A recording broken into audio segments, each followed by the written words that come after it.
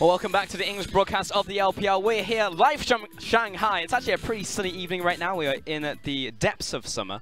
It is a scorcher. Let me tell you how hot it is outside and in the venue as well. So we're going all the way, 3 games right here between these two teams, Rogue Warriors and JD. And actually not breaking a single sweat, but that is also SMLZ, and this guy is cool as a cucumber. And I feel like these games have really come down to draft, whereas it felt like JD Gaming had a game plan from minute 1 for game number 1, executed brilliantly, and they just outmaneuvered Rogue Warriors. Rogue Warriors strike back, have their unkillable composition in game number 2, and now JD Gaming have to go back to the drawing board and figure out how to deal with some of this creativity and some of these gimmicks that Rogue Warriors like to draft for. It's kind of like playing whack-a-mole though. Like, I think this might be too much that Rogue Warriors has in the tank to a certain point where you just have to go with the flow instead of trying to block it. I feel like it comes down to looking back at their 1v1 lane phases. We talked about how successful Zoom was on that Darius in game number 1, and it doesn't have to be the Darius. I expect it will be back-to-back bans, and that Zoom won't get his hands on the champion. But start thinking about other ways that you can attack the map. You know that Mouse is a weakness, so maybe even try to change up the game plan, put Mouse on the back foot and try to exploit or break something there. In fact, actually looks like Coach Ohm is getting some words in with Clid. Yeah. Clid apparently thinks it's the right thing to do, though. Of course, Coach Ohm, a Korean coach over from the LCK, was with Team WE, has been in the LPL for, I believe, 3 to 4 splits now. Yeah. Clid, a Korean Mainstay. jungler, so these two could have actually overlapped in their time in Korea. That's true. For certain. It's no surprise that their drafting has gotten much better after moving to the team, and no surprise why WE's drafting is not so great right now. But let's actually get into this series once again. 3rd game, come down 1-1. I said the building was packed, but I feel like it feels more packed than it was in the 1st game of this series. Full house here tonight in Shanghai as we get to the end of this game. And this series, JD versus Rogue Warriors, back into Champion Select. So it's still the same strategy, but executed slightly differently. They did leverage more attention at Mouse, trying to get Zoom the better matchup, but instead of looking for the counter pick, they actually just take the Mundo away from Mouse. Now, Mouse has a very limited, effective champion pool. He really only excels on a couple of key picks, and Mundo has been one of the big ones to get them through the 8-13 meta. So Mouse definitely needs to patch up some weaknesses here, and it might be in the Gragas, a very early rotation. Yeah, I like it. I mean, again, Gragas has a lot of utility, and he's also very tanky at the end of the day. I was like, oh, maybe you could pick something like a Darius and, you know, be the Predator while Darius is banned, as is Rakan and Aatrox from Rogue Warriors. That's going to be such a fast lock, and these guys know exactly what they want. Holy, slow down. Give us a chance to talk about the picks. That's a Camille once again, and another Trapper pick in the form of Zoe in the mid lane for Yagao. Go back to basics and what works. I like it. And Rogue Warriors once again on red side, 3rd time in a row in this series, Warlock in the Lulu. And JD Gaming, they just have the read that, okay, we're just going to win our lanes. You know, you had the cute little 5v5 composition. You have a very similar one that's shaping up here, especially in tandem with Gragas and Kindred. Obviously, you place down the Kindred ultimate. You use the Gragas cast to clear off all of your enemies, and you're the only benefactor of that ultimate health that comes back. So JD Gaming like, no, it's not going to get to that. It's going to die in the lane phase. We have Yagao on Zoe. We have Clid on Camille, and it's going down. It is indeed. I also would like to see this Gragas really get involved in some plays early though in skirmishes, because he can really screw with the ultimatum.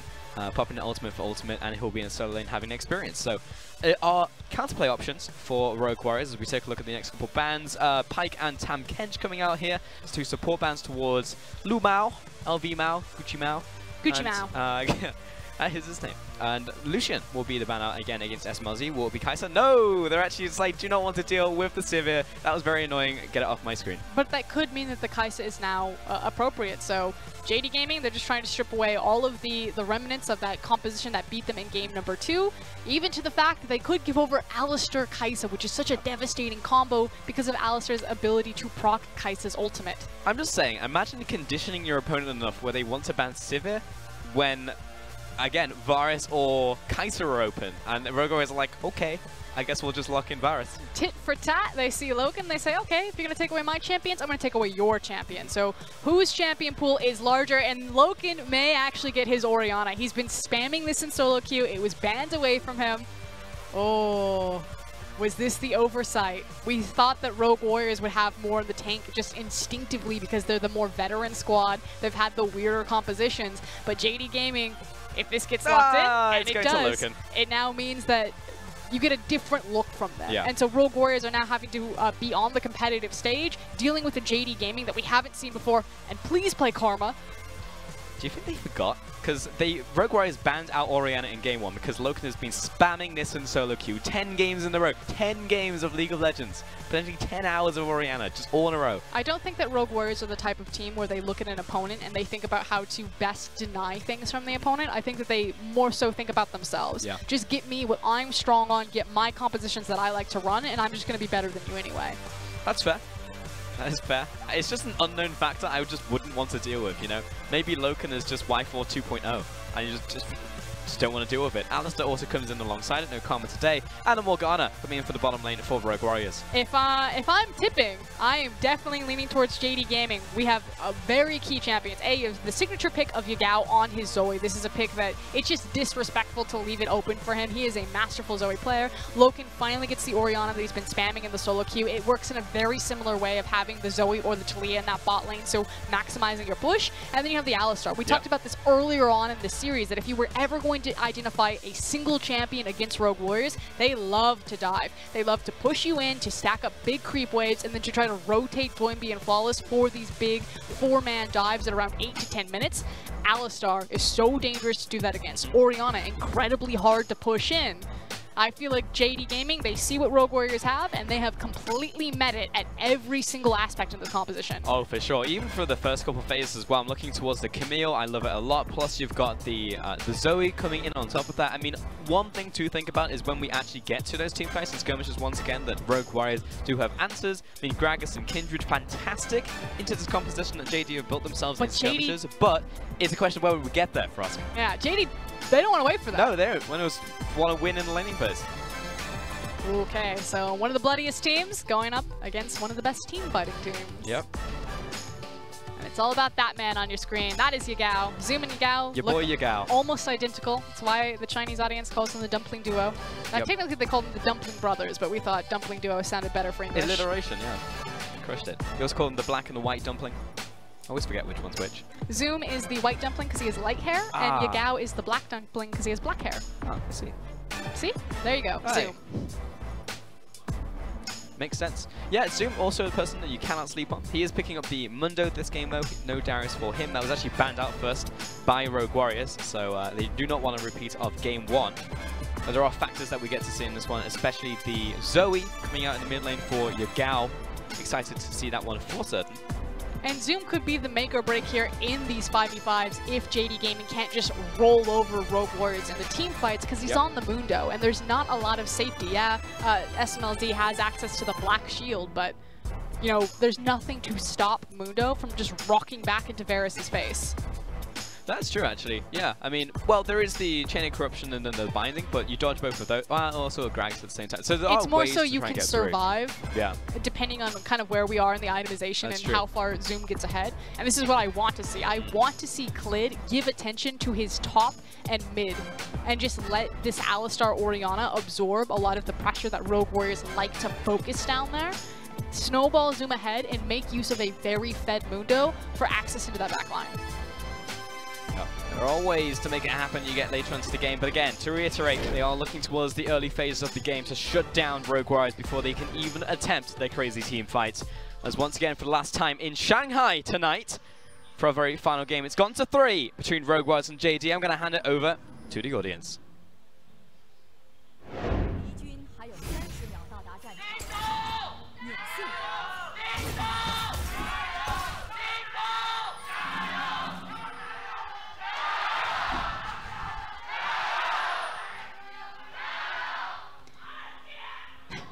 Just so RNG. Calm down. I'm with you, buddy.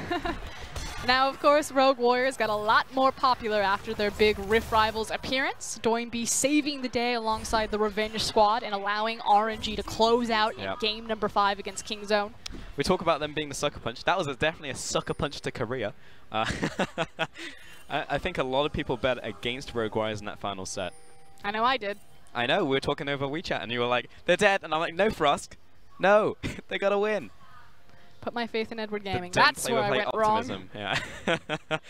Never do that. JD moving in through the top side, Clid and Zoom.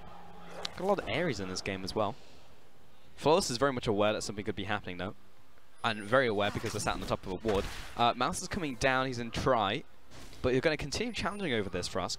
Doinby has been locked out from rotation by Yagao.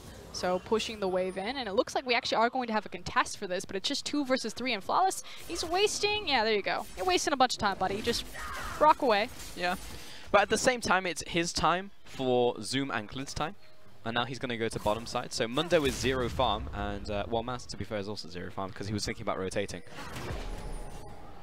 Good note that Flawless is probably going to get 3 buffed here because there's great defensive vision from JD to catch if he wants to go for this red buff. And he doesn't have eyes on Camille, so he'd have to go with imperfect information if he wants to try to get vertical jungling happening. Yeah.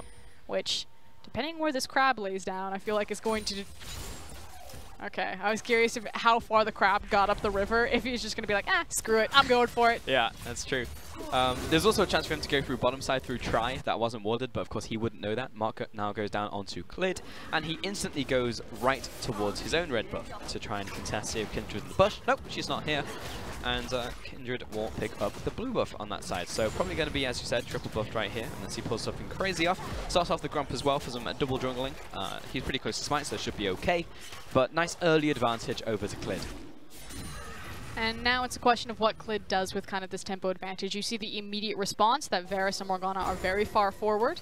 And Mao looking for the flash. There it is. Flash forward. Finds the knock-up before the Black Shield comes in. Uncharacteristic of Kaloa. Now he's being slapped as he goes back to the tower. He does have the flash, but doesn't want to use it. First blood to Orianna.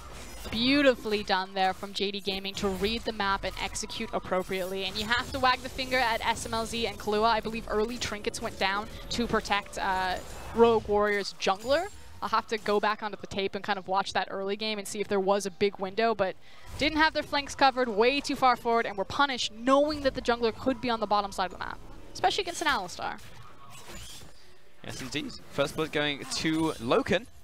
He's a pretty good man. Remember, this is the pick that he has been practicing a lot recently in solo queue.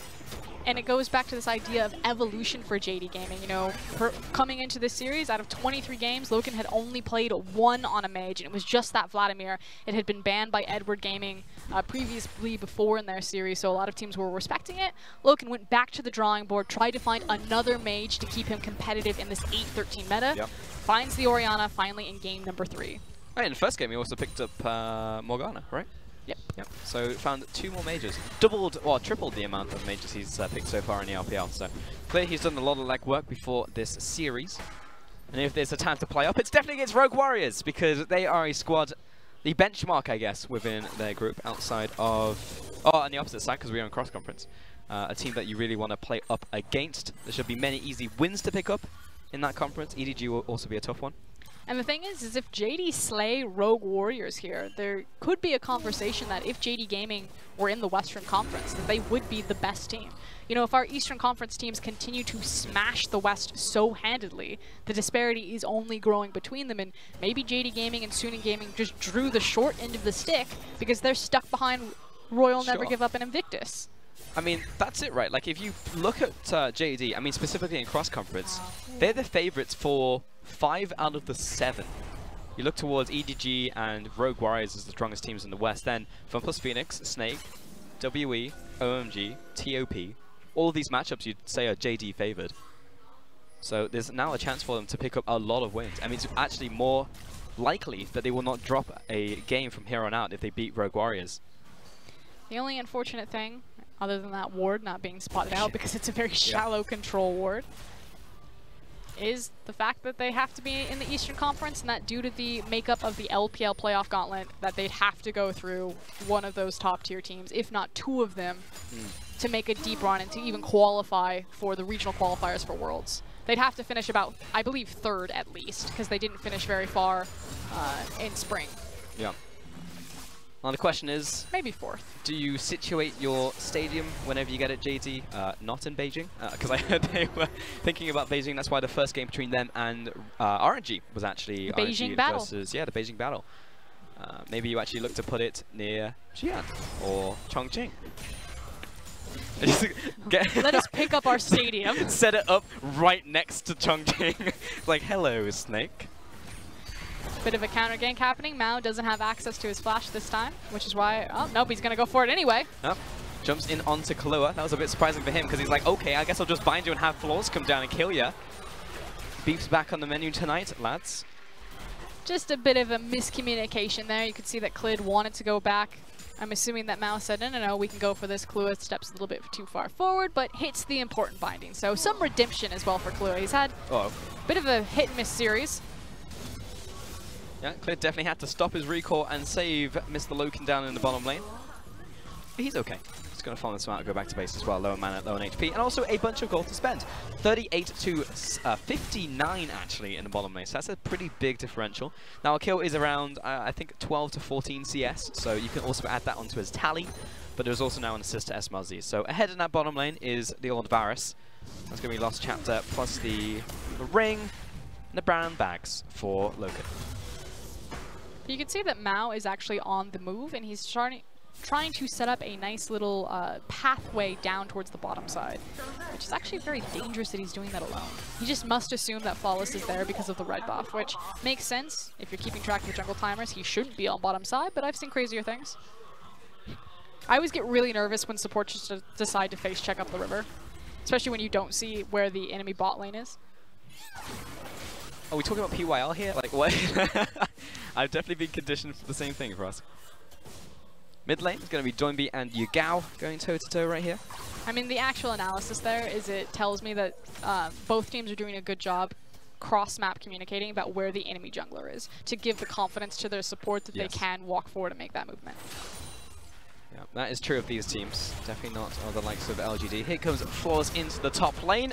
Zoom is low. Flash. Nice flash. Rides the shockwave. Back to his tower.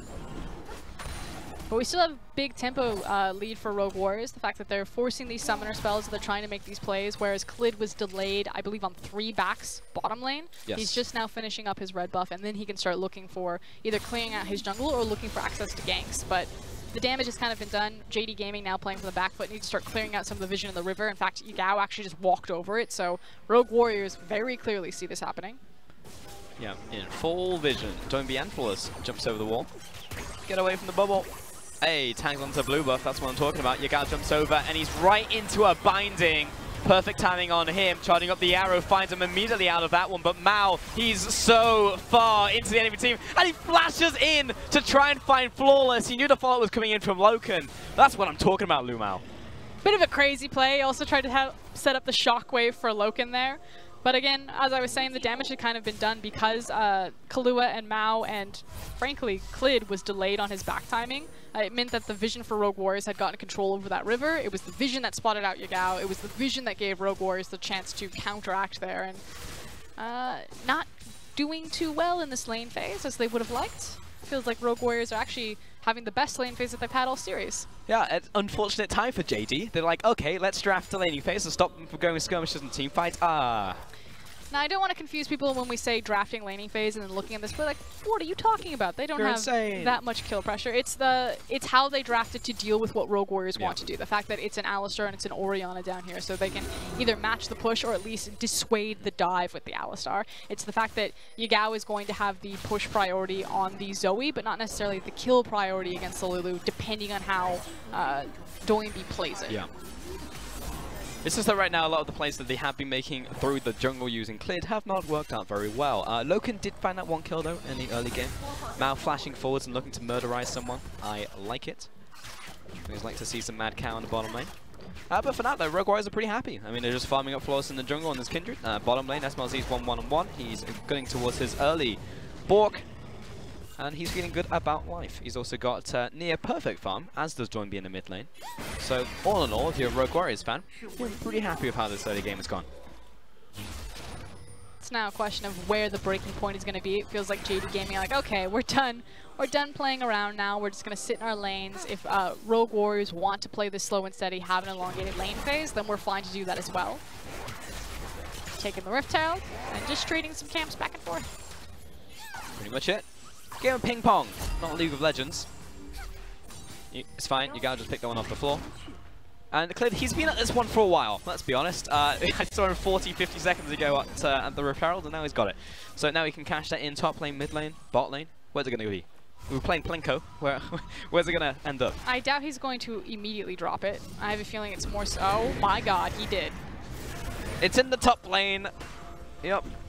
Clid isn't even going to put it in the jungle. It's not even going to be any RNG. Right in the top lane. Zoom does have his ultimate if he wants to use it. Wow, that's nuts. He could assume that Flawless would be top lane. Flawless is technically on the dragon right now, but he hasn't been spotted by any vision because Rogue Warriors have control over the bottom river. And again, the dragon hasn't gone down yet. The red buff is about to spawn. Like, it's great because they just get to crack the tower for free. I said that I wanted them to give advantage to Zoom, but... This is going to be a second charge for us. I mean, I guess I'm happy that JD Gaming are finally being really decisive. Whoop. But Shelly's got a ranged attack now. You could have... They just spectator bug. Oh my, one more. Yeah, that's pretty cool. But you could have lost so much potential on that Rift Herald. Yeah, clap for Shelly, folks. That's what I'm talking about. If you hadn't calculated correctly where Flawless was going to be. Yep. Especially because there's also TPs available from SMLZ. Let's say Rogue Warriors get really crazy and then just decide to stack onto you because you want to commit to that Rift Herald. Whoop. That's fine. Hey. I like it, JD. I don't know. I feel like Lumao has gone a bit sassy recently. I feel because... Oh, you think he's gone sassy? It wasn't the flash into 4 people to try to set up the shockwave. Yeah. It's just the thumbs up. And then the thumbs up. Because if you think about it, he is unfortunately kind of like the side character now for JD's anime. Because you look at Yagao, Loken. Yagao's always been huge as soon as he entered the team. Loken stepped up. Token Loken no more. He is the guy. Cleared in the jungle, a major benefactor of the team. And then Zoom, we saw him in game. Look, he's crazy. He finds those 1v1 kills. He's great in team fights. He does everything. But Mao, what do you remember Mao for? Who remembers Mao? So he's got to differentiate himself. That's why we call him Gucci Mao. Yep. We're trying. We've got your back, Gucci Now, Mao. of course, the joke is that when we called him LV Mao, LV Mao, yeah. the team thought that we were saying Louis Vuitton. And so they said, no, Gucci. Yep, they thought that was hilarious. So that is a team nickname. Yeah. It's Gucci Mao. Thank you, JD. Yep. And Rogue Warriors is going to shove in the top lane right here. 3 members and a teleport on the This is backside. what I expected from Rogue Warriors. They're just a little bit late. Closing the trap. The Cleaver lands onto Flawless, but it's actually clearing SMLZ who are under attack because here comes Yagao over the wall. That's some minty toothpaste. Oh, here comes Clid right into the backlines from Zim with the ultimatum. Kahlua takes a time out for a second, but Mouse over the wall finds the triple slam and the ultimate. He buys some time for the backline, but Kahlua's already dead. He's on the front, but he's about to fall. Shockwave onto 4. They turn it around though. SMLZ's low. He flicks to one Clid. Oh my god, SMLZ, stop it! He finds 2. Yagao pushing forwards, and Zoom cannot find purchase. Oh, it is just a slaughter from both sides right now. One of the most chaotic fights I think I've ever seen. Shout out to Clid though, coming around the back. He's got flash. No paddle star. He's out of mana. And SMLZ was, I dare you. Yeah. Step up. See what happens. But the confidence from JD Gaming right now, immediately pulling the trigger on the TP from Zoom, charging forward. This is no longer the very cautious, respectful, inexperienced JD that we saw in game number 1. They are just getting more and more brazen, finding more and more confidence, it feels like. Yeah, Rogue Warriors punch him in the face and they punch back. Sometimes they punch first. I mean, this is great to see from JD. This is hella aggressive. Teleport right behind 3 members. And look how far away JD are as well. And I feel like everyone kind of has their moment over the course of a very long fight. So it starts out with Zoom. Yagao also gets a good chunk in over the wall using his ultimate. And then, like, all about Clid. And they're like, oh, okay, this is great. And then Mao's like, nope, time to dogpile in. Massive knock-up, helps place the Orianna ball, and then it holds it, it zones, it's in the brush, they don't think about where it is. 3 people stacked onto a beautiful shockwave, and meanwhile Clid has made the loop-de-loop and says hello from the backside. Loop-de-loop and does the doop-de-doop. Takes him out. And suddenly now we're charged down mid. Yes, we are. The tower's dead. That was a sombrero on the floor. Don't think I missed that one, Loken. Just but the about tower's zoning. still dead. Yeah, zoning. Zoning sombrero. Also, shout out to Mouse. I thought that was a fantastic spotting slam, and the ultimate, the disruption, was great from Gragas. Pretty much optimized that one. It's also why I really like, because we talked about earlier on in the series, this idea that without the ADCs, that the LPL teams have really been struggling to figure out how to crack inner and outer structures without just having a traditional range. But when you have someone like Zoe or Orianna, it doesn't matter. Like, you have the correct tools or unique tools that you can still accomplish the same thing with your zone control. Zone control? And also, you can just kill them in the jungle. That works too, you know? You find like a good couple picks and you translate that one into an objective. That has definitely been the RW mantra. But JD definitely took at least a page out of that book. They tried it for certain. Top lane, Loken just defending, holding the line. 2-1 in towers right now. JD are not ahead in gold. It's actually equal. That Dragon does go over to Rogue Warriors as well. It's actually the CS, which is the big discrepancy right now, when you're looking a lot of that to be on towards SMLZ. He's 170 farm right now, 3-1-1.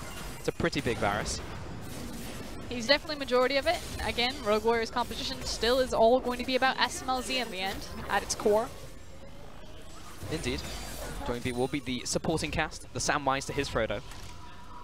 And now he's going back to base. He's probably got enough, maybe for 2 items. He hasn't been back in a long time. We'll see.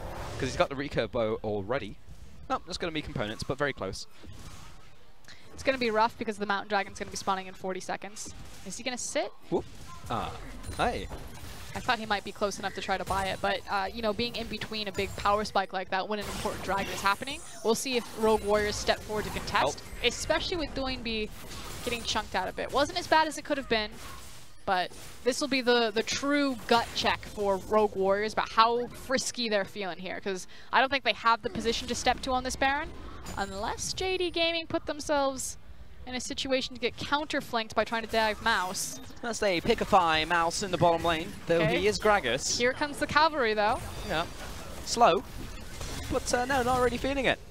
Unlike Shulk, Mao and Yagao on the backside, actually looking to see if they can find some poke damage. Just flirting. Chloe stopping all those bubbles in its track with the Black Shield. Morgana actually paying off dividends in this match. That's really nice for him. Teleport back to base right here. Going to be interrupted. Dragon has now spawned, so we're seeing both teams around this one. Ping goes onto the top wave. They know that JD's wave is pushing towards Rogue Warriors. Rogue Warriors are crazy. Why would you fight that? Why are you there, Flawless? Oh, please. Don't do that. You had no vision control over that area. SMLZ is in between items. You're getting chunked out for days. It's clear that JD Gaming have vision in your jungle because they're spell flinging everywhere. And your decision is, I'm a face check it. If it works for Mao, it'll work for me. Oh, it worked out the same way. And he goes down, unfortunately. He's got the Executioner's Calling. It's almost like also we've got a grey screen. You're starting to see some of the hubris of Rogue Warriors' experience start to cap them or plateau a little bit. Because I agree with what Raz was saying at the top of the day, that JD Gaming, you know, the tides are starting to shift where we're starting to believe that they actually have the higher ceiling, that they are the favored team in this matchup, and that they will be consistently better than Rogue Warriors. And so far, that seems to be the case. Though, if we're talking about consistency, yes, that's absolutely true. But Rogue Warriors, they're the team who are inconsistently just brilliant. And that is sometimes what wins them games, because eventually something's going to stick. And you just have to make sure that one thing that does stick is not going to just end the game, because so often it does. Like we saw that in the second game, there's a chance it happens in the third game. Like the composition is built towards making this happen as well. I mean, I'll put it to you like this. There was a very famous Chinese team, Starhorn Wild Club, that were good at one thing. But because they were the best at it, they kept going to World Finals. But when they decided to stop being second place and decided to become first place, it was because they diversified themselves. That now they can play everything. That they have an effective 7-man roster. Yeah. That it doesn't matter what pieces you move or what you throw at them, they will constantly be the best. So Rogue Warriors, maybe they can be a Starhorn World Club at this point, but JD are closer to being an RNG. You have to have multiple tools in your arsenal at this point in the meta, at this stage in League of Legends. We're seeing a lot of that diversity starting to happen as well. You know, Loken, I think, is living evidence of that through the draft and how he's been playing in this series. So it really does come down to this. There was a lot riding on this game, not just the win, but, you know, what it means for these two teams. Because we're talking about stakes at top of show, you know, with the analyst desk. And I think really the stakes for me is, what does this mean for the future of the two teams, right? Like, this is this a JD pushing all the way to semis, potentially to the final? Or is this a JD who get wiped out in quarters or semis? That would be a Cinderella story. I know that Griffin right now was trying to make the crazy Cinderella story in the LCK. Maybe tripped up a little bit in their current matchups. They hit a brick wall recently. But JD Gaming are kind of our similar Afrika, and looks like we're finally going to have the big fight. Maybe? Tried to sidestep it, but that's a the confidence from SMLZ. Oh my god! Oh, this guy is crazy. Kalu's got his back, and Mao jumps in. It was all a bait. It all looked so good, so juicy. They wanted SMLZ. Meanwhile, on the backside, Flawless is getting hammered, but he's in a respite. Whoa, flash out of the shockwave. Turn that one to Sombrero. Zoom chasing him down, however, and Yugao's not finding connections on any of these cues. Kahlua backs away. Here comes Zoom into the backline once again. No one can deal with this Mundo. There are too many flashes in this team fight. Mouse jumps forward once again, finds the disruption, but he's tagged by the Paddle Star. Ignite on him. Kahlua turns around, finds yet another binding. And cleared over the wall. He's out of mana. Turns around for the sweep, and SMLZ is still alive. Zoom pushed forward once again. Constantly this slow rolling burn, but again it will not kill SMLZ. 2 kills down on Rogue Warriors, and JD blinking red health bars. They're low, but they're not out. And suddenly Rogue Warriors are bitten. They reach too far into the cookie jar, the trap collapses, and they lose a bunch of fingers. And with the honey fruit there, and with Clid full health, just do it. Oh my god. They clearly haven't listened to Shadowbuster. They are too respectful. They see that Flawless is still alive, but you had chased all of them away.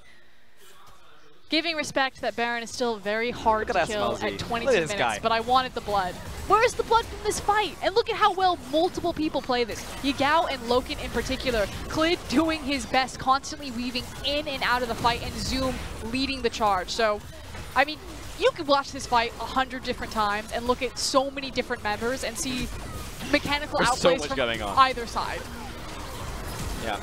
And Zoom eventually, like, you can't stop this guy. Mundo is just like this grinder that just keeps walking forwards. He never stops, never retreats, just keeps moving forwards. And all the Kahlua can do is just stall him. And it's also the fact that Yugao is hitting so many of his key skill shots. So many times we see Zoe's globally, and even in the LPL, not connect with the trouble bubble, not connect with the Q. Yep. And it just, the whole team fight falls apart. But when you're consistently hitting your CC, when you're finding that big damage, that is the difference there. And it's just the fact that everyone was juggling their health bars so well in that team fight as well. SMLZ was he's literally milking everything he could from every 100th of his health bar. He was getting everything from it. Amal was definitely feeling that engaged as well. The team was definitely not. And you could see him just like shaking in the sea. He was like, I see it. I see the engage onto the enemy carry. It can be me. I could be the one to save the day. Jumps in and almost gets instantly blasted. Though I appreciate the thought now. So what does that mean for the rest of the game? Where are we right now? Because it's been a whole lot of action and it's been so back and forth, but ultimately it was a lot of vision that got placed down for JD here versus a full-on objective. It just feels like it's harder for Rogue Warriors to execute on these fights, that JD Gaming actually just have more options, or it's an easier team fight to execute. And it's easier for them to sit in elongated periods where if we're going to play this big A-Ram, you know, Zoe is just going to run rampant there with all of the poke. So I look at Rogue Warriors' composition and I'm like, okay, first and foremost, you don't have a lot of consistent hard CC. You're really looking at Varus ultimate, Dark Binding, and then maybe a Cask, but you would like to save the Cask so that you could use it with the Lamb's Respite. So I feel like maybe Rogue Warriors drafted themselves into a corner in terms of just the viability or versatility that their composition has comparatively to JD. However, if Rogue Warriors just randomly find a fight at full HP, they're golden. And they will go golden inside Flawless's ultimate, so they'd rather not get poked by these cleavers and rather not get poked by Paddle Stars. I just think it's harder to play, but we'll see. It is. But now we're just kind of forcing a fight anyway. Mao on the front finds Mouse, and now we're collapsing to the bottom side. We're pinned down Zoom, but do we have more CC? Well, we can chase him down for a little while. Oh, and the shackle has found him. His soul has very much been shackled, and he is dead. And JD Gaming were slow on the rotation. They started to take a couple of steps towards Zoom, so they're not immediately on the Baron. Yeah. Don't be crazy now. You guys had your window to be crazy. Yep. The window is passed. Just be hot. Okay, we'll take the crap. That'll be fine. Now to move back towards the middle lane. I like this. Especially if Flawless looks to lead right here, and if he goes around topside, they're going to see this one. Jump over the wall, and Mal finds him. The cowball combo was good. They'll find one. They'll find two. What a collapse coming in from JD. And I want everyone to go ahead and look at the Baron right now and notice that there is a little blue trinket inside the corner of the Baron. Rogue Warriors had vision. That Baron wasn't being done. And yeah, they tried to take that pathway. That's why they went over the side as opposed to walking through that brush. Should have known better. Shoulda, woulda, coulda. Shoulda, woulda killed Baron. And JD will find this one for free. Rogue Warriors will get anything on the bottom side. Well, Mundo is reacting. Mundo defends where he pleases, and this will be bottom lane this time around. Baron over to them. Here's the setup. 3 people. Nope, not feeling it. Enhanced recalls. Not today. Finally, we're starting to get a bit of a breakaway lead for JD Gaming. The fact that they don't lose anything in return for this Baron. that they have now reset themselves on the map. In fact, the waves are being prepared. It's just a stiff breeze that will knock down the top tower, so they should get a lot out of this. And again, because of their composition, even without an ADC, because they have access to Orianna and Zoe, these unique tools, they can still continue to be effective in the siege. Flawless back into his jungle. 1-4-4 in this game. He's been caught out at least 2 crucial times from memory. Once at the Dragon, once moving towards the Baron, costing 2 major objectives in this game. Definitely something that will be looked back upon. Stake has definitely taken some notes. We'll definitely call back to this in the VOD review. JD, on the other hand, have been playing very well together, even though they weren't able to crack open the laning phase. I think they've played the rest of the game very well. I think they've utilized the Zoe as a trapper. Clid has found some excellent ultimatums and hook shots. And Loken as well, I think, has also been great on the Orianna. There was, I believe it was Reapered the other day on Reddit that was having this discussion where he felt that a huge problem with a lot of teams was simply that the execution wasn't coming through, that the skill shots weren't landing, that it didn't matter what you drafted or what you put together for the teams, that at the end of the day, if you're not landing your damage, then it doesn't matter what champion you have. And I feel like Rogue Warrior's flaws are actually in a very similar boat where, you know, when things go right for them, they look beautiful, but when things go wrong, a lot of the time it comes down to mis-execution on moments. Now, I'm not saying that they're the smartest team, or the sharpest crayon in the box, but... It might be, but I think it's in a slightly different way. There's a small twist to that, because often, as we said, they'll just like go for a play before the ducks in a row. They'll just go. So they maybe should have 4 people, but they'll have 3 people. But more often than not, SMLZ, this guy will position perfectly. But it feels like it's just little moments where, you know, Flawless's ult won't get off. Yeah. Or maybe that's true. Kahlua is too far away from SMLZ. SMLZ is very consistent in his mechanics. Whoop, you go over the wall. We'll find some onto 2 right there. Flawless pops the ultimate. It's down on the floor. Mao going to benefit from this one as well. And who's that at the front? It's Kahlua. He's dead. Meanwhile, SMLZ, he's got the ultimatum. No, it's done. Zook comes in from the side, gives him the backhand, and he is just murdering everybody right now. Mao's getting chased over. 4 members down, and JD, they are looking for the win. And the old guard appears to have crumbled. JD Gaming have chased Mouse back to the tower, and Doinby will not get revenge over his former team. The revenge tour ends here, and JD Gaming say, no, if we were in the Western Conference, we would be the best. I mean, Rogue Warriors, they didn't go quietly, but they did go. They definitely go. They died in this one. Revenge Tour Season 2. Not a happy ending, unfortunately. Unfortunate. Specifically for Doinby. I mean, this is the team. He was the mid laner. First season was great. Loved it. Tuned in for Season 2. Wasn't so hot. And JD, congratulations to them. If they were the villains of this story, loved them. The Darth Vader. Love it. Fantastic mechanics coming across the board. Diversity coming through as well. Shouts to Loken in the bottom lane. Because at the end of the day, it's Loken who gets the encore bow. And I feel like he has been the real hero of JD Gaming. Yes, everyone at one point or another stepped up and did their part over the course of the series. But Loken and Mao, the fact that JD Gaming actually have a strong 2v2 bot lane, that they were able to go toe-to-toe against Kahlua and SMLZ, no slouches themselves, and found success, that is the breaking point for JD Gaming to move from mid-tier team to top-tier team. And welcome to the top, boys. It is really looking good. And we spoke about the bottom lane, but also, you know, quick shout out to the top lane, Mr. Zoom. Definitely putting it to them. That game 1 performance on Darius, 10 out of 10. Would watch again. Would watch that guillotine. Really, really strong on the champion, great in the lane phase, great in the team fights. Just feels like everything's coming together right now from JD. Maybe you could look towards Mao and be like, you know, that last performance a little bit crazy, but was fun to watch. It also had some fantastic plays on the Tamkin specifically.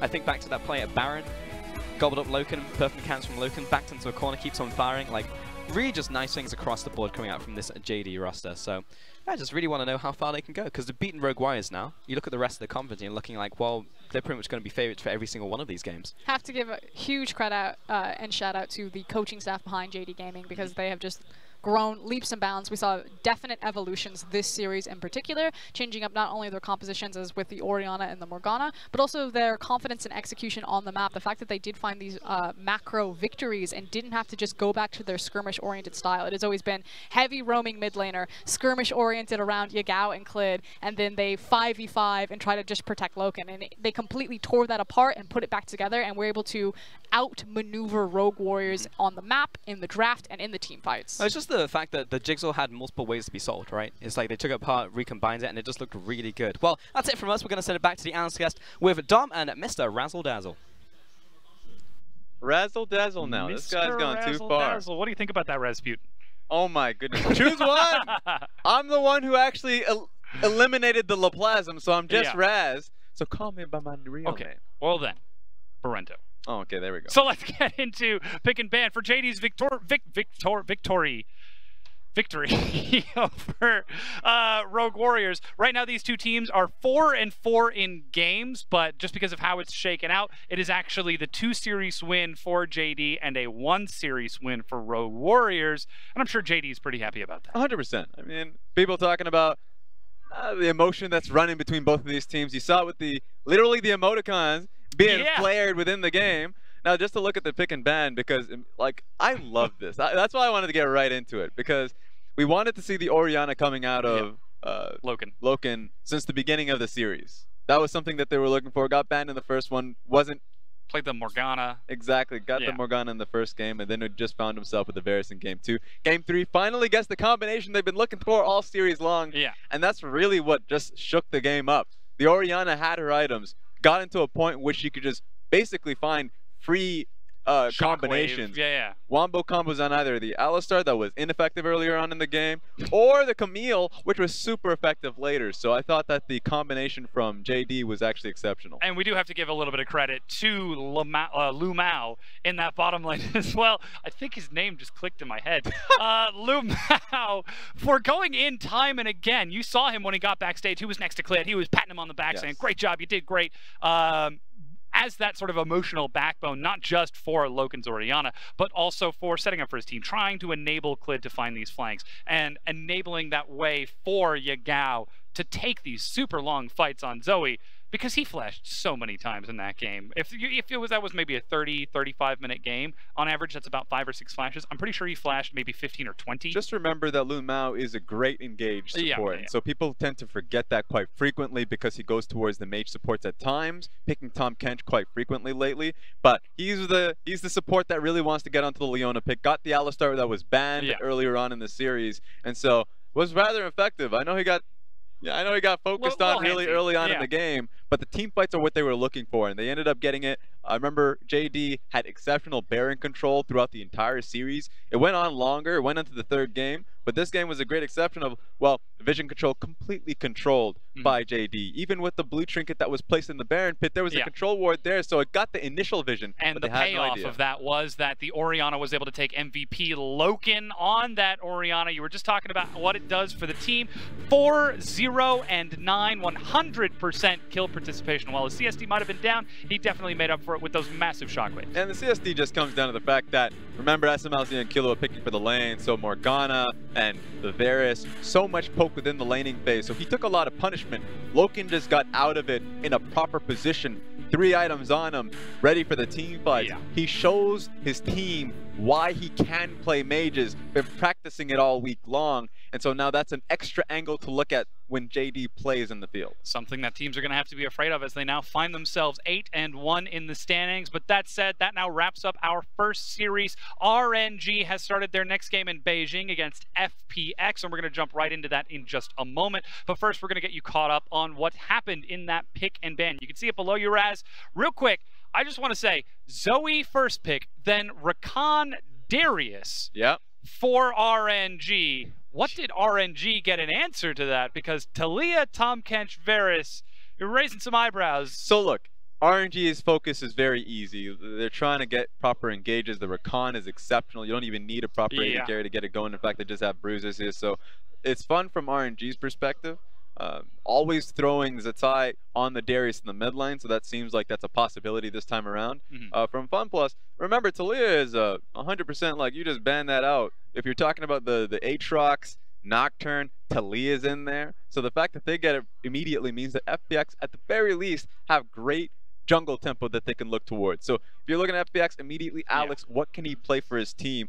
how fast is he moving and can he impact lanes? We also see the synergy with that Talon as the final pickup for FPX. So if that is going to be that Darius in the mid lane, then suddenly you've got a roaming Talon who's able to follow up on Talia, who sets up more walls for him to hop over. Just a lot of movement speed. That's the big point for FPX. They're going to be rolling fairly quickly because talking about Talon, maybe he has Smite here too, so he's going to be roaming with the Talia. And also, if they can unlock top lane as well, Kled, Gimgun can roll with his team to the bottom side of the map where they have CC in the Varus. So they can really roll over RNG here if they get the ball rolling early. All it takes is just a little bit of that snowball to set it up. Now, we do have to hype up, again, what we expect to be the mid lane matchup of Cool versus Zatai. These two are massive legacy players in the LPL. They've been going for head-to-head for ages, and when Cool stepped down, it was supposed to be Zatai who took his place. I'm sure Frosco is standing by with that history lesson. As a matter of fact, why don't we hear it from her herself? 让我们把故事传唱下去，继续书写 RNG 的传说。